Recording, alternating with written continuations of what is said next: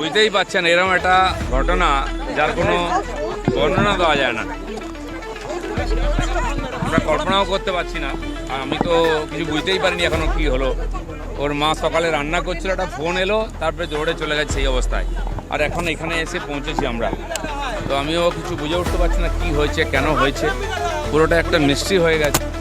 তো যাই হোক, পোস্টমর্টম হবে, রিপোর্ট আসবে, জানা যাবে কি হয়েছে, কেন হলো, এরকম একটা জলজান্ত ছেলে কীভাবে চলে গেল আমাদের ছেড়ে, এর কোনো বলারও কিছু নেই।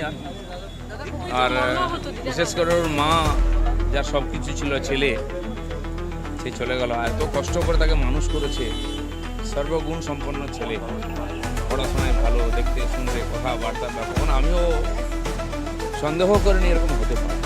তো যাই হোক, এর তো কোনো ক্ষতিপূরণও হয় না, এর কোনো বর্ণনাও হয় না।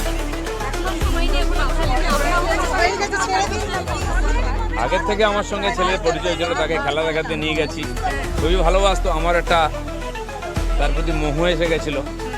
দুর্ভাগ্য আমার যে পুত্র সুখ হয়নি, পুত্র শোক হলো।